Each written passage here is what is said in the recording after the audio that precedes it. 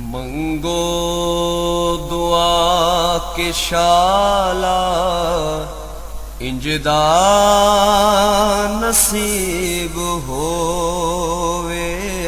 मंगो दुआ के शाला इंजदा नसीब होवे। जद बिस्मिल्लाहिर्रहमानिर्रहीम। अस्सलाम वालेकुम दोस्तों और बुजुर्गों, नाज़रीन, तुहाडे सामने अगली वीडियो दे नाल हाज़र हां। अज जिहड़ा तुसीं देख रहे हो कि एक बड़ी ही ज़बरदस्त तो बड़ी ही आला किस्म की बूटी है। बस मेरा अज अचानक इतफाक होया बाहर जान दा, और काफ़ी दूर जिहड़ा ना साडे एरिए दे विच ते है मोटरवे की साइड ते मैं गया तो मैनूं उत्थे नज़र आई है।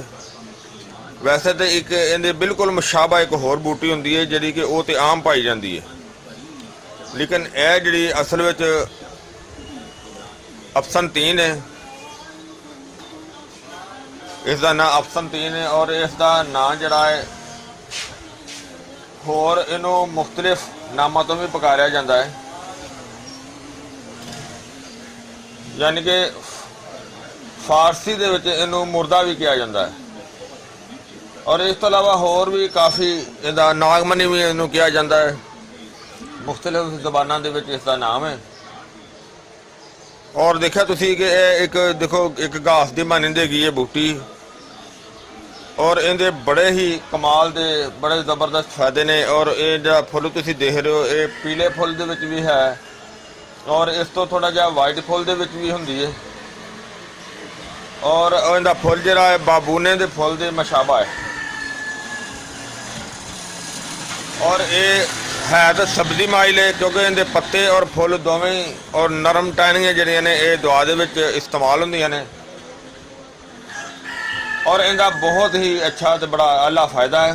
और इनका जायका जरा थोड़ा जिहा तलख है, और इनकी तासीर जी थोड़ी जी गर्म होंदी है। और अल्लाह ताला ने इस बूटी दे विच ये पावर रखी है कि अगर खुश्क होए ना, खुश्क बूटी दे विच इस तरह हथ मार के तो उन्होंने बाहर कर लो तो कुछ देर तक जो हथ है ना वह भी कड़वा रहेगा, क्योंकि इन्नी इहदे च कड़वाहट होंदी है। लेकिन इनकी कड़वाहट जी ना वो बद जायका नहीं है, इनकी कड़वाहट जी ना वो अच्छे जायके दे विच हैगी है, और ये थोड़े जे बरान के इलाके दे विच ज़्यादा पाई जाती है। और ये मदरे बोल भी है जाएगी नहीं कि इनका जरा इस्तेमाल है वो पेशाब की अलामत नूं भी बेहतर करता है, और मदरे हैज़ भी है, बलगमी अमराज वास्ते बड़ी बेहतर चीज़ है। अगर इसका अगर जुशांदा बना के बलगमी अमराज वास्ते इस्तेमाल किया जाए तो उसके वास्ते भी ठीक है। अगर इसका शरबत बना के तो वो जरा कि तुहानूं मैं दस्सिया छोटे पेशाब वास्ते, पेशाब की जलन वास्ते भी ये बड़ी बेहतर, बहुत ज़बरदस्त है तो बड़ी अच्छी है। और इस तो अलावा इनका होर एक बड़ा कमाल का फायदा है कि अगर ये बूटी नूं इस्तेमाल यानी कि इन्हों जुशांदा नहीं स्यांदा बना के तो इस्तेमाल किया जाए तो ये जिगर के वर्म वास्ते भी बड़ी अच्छी तो बड़ी आला चीज़ है, यानी कि जिगर से जो सोज हो जाती है उसके वास्ते बड़ी कमाल की चीज़ है। तो इस तो अलावा इनू बुखार के वास्ते जड़ियाँ भी जो बनाया जाता है, कोई फार्मूला बनाया जाए बुखार के विच और इनू बराबर दे विच नाल शरीक किया जाए, ये बुखार वास्ते भी बड़ा अच्छा फ़ायदा रखती है, और बड़ी जड़ा ना बेहतर फ़ायदा देती है, और हर किस्म के बुखार वास्ते बेहतर है।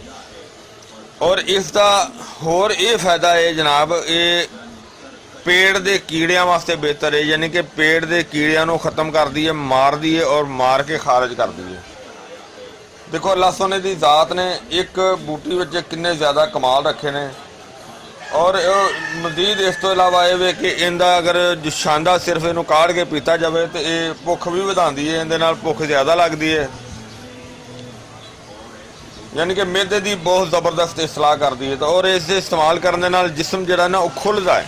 अगर इनका जुशांदा इस्तेमाल किया जाए तो इस दे नाल जरा ना वो पसीना भी ज़्यादा आता, जिस्म नूं खोल दिए। जिस तरह मैं तुहानूं पहले दस्सिया है कि ये वर्म जरा जिगर का उहदे वास्ते तो बहुत अच्छी चीज़ है।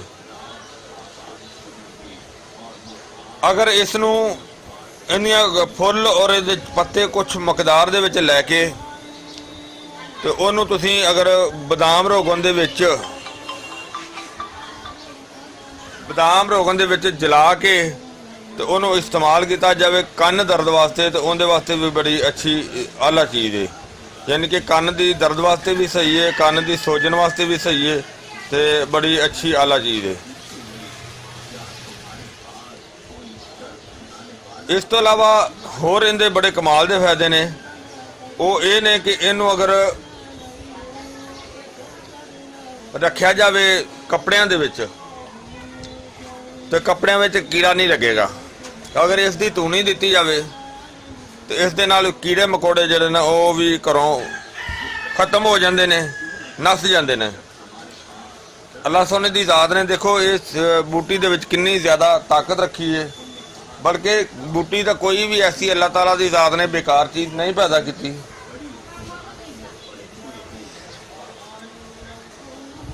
ਇਹ ਇਸ ਬੂਟੀ ਦੇ ਕਮਾਲਾਤ ਸਨ ਜਿਹੜੇ ਤੁਹਾਡੇ ਸਾਹਮਣੇ ਜ਼ਿਕਰ ਕੀਤੇ ਨੇ, ਔਰ ਇਸ ਤੋਂ ਇਲਾਵਾ ਵੀ ਇਹਦੇ ਬਹੁਤ ਜ਼ਿਆਦਾ ਫਵਾਇਦ ਨੇ।